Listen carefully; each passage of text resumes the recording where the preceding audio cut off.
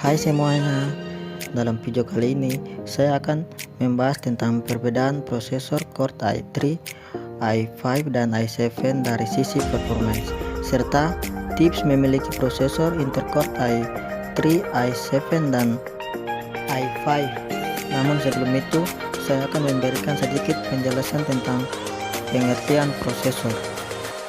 Prosesor merupakan otak dalam sebuah perangkat komputer yang mana cara kerjanya dengan menerima perintah dari pengguna kemudian meneruskannya ke hardware lain.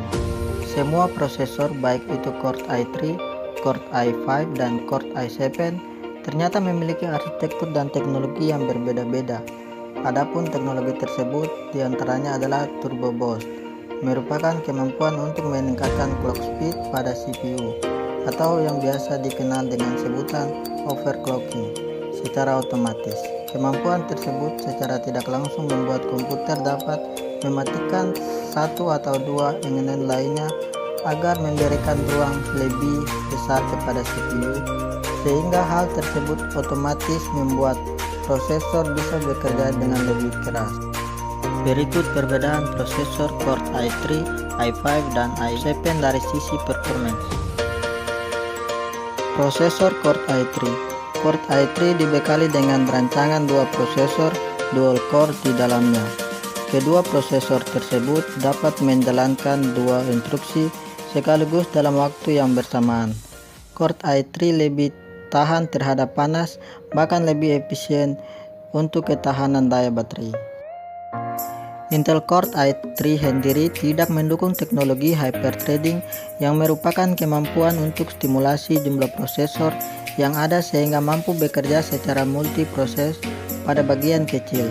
Teknologi ini hanya dapat dijumpai pada prosesor i5 dan i7 saja. Core i3 dibekali dengan teknologi turbo boost overclocking otomatis yang berkisar antara 2,933 GHz sampai dengan 3,2 GHz. Core i3 dilengkapi dengan L3 case 4 MB serta LGA socket 1156. Core i3 mampu mengintegrasikan virtualizing teknologi dengan GPU atau Graphic Processing Unit sehingga dapat berjalan lebih cepat. Prosesor Core i5 sama halnya dengan Core i3, Intel Core i5 juga dilengkapi dengan rancangan dua prosesor dual core di dalamnya. Namun ternyata sebagian juga ada yang terdiri dari dua prosesor quad core, namun tidak dilengkapi dengan teknologi hyperthreading. Sayangnya Core i5 lebih panas ketimbang i3, tapi memiliki kemampuan yang lebih unggul, utamanya dalam hal multitasking dan kemampuan untuk menampung software berat. Core i5 sendiri sudah support hyperthreading, terdiri dari dua prosesor dual core. Terdapat juga beberapa seri i5 yang berisi dua prosesor quad core, namun tidak mendukung teknologi hyperthreading. Core i5 dilengkapi turbo boost maksimum overclocking otomatis antara 2,4 GHz sampai 3,33 GHz, serta L3 case 4-8 MB, LGA socket 1156, Intel HD graphic, serta maksimal RAM 16 GB. Intel Core i7. Core i7 memiliki kemampuan lebih unggul jika dibandingkan dengan prosesor i3 dan i5. Core i7 sendiri dilengkapi dengan rancangan 4 prosesor quad core di dalamnya dengan kecepatan 3,7 GHz di tiap-tiap prosesornya. Terdapat juga beberapa seri i7 tertentu yang menyediakan 6 prosesor quad core. Selain itu, Core i7 sendiri memiliki kemampuan luar biasa karena mampu memecah 4 prosesor menjadi 8 bagian, sehingga proses kerja yang berat dapat dijalankan secara maksimal.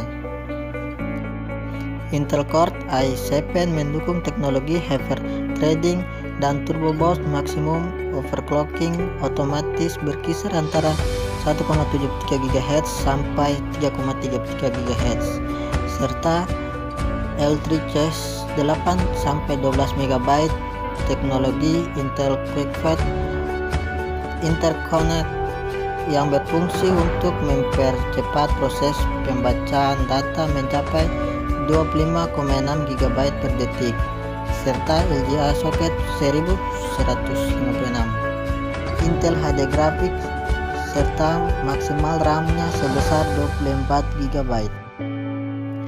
Tips memilih prosesor Intel Core i3, i5, dan i7.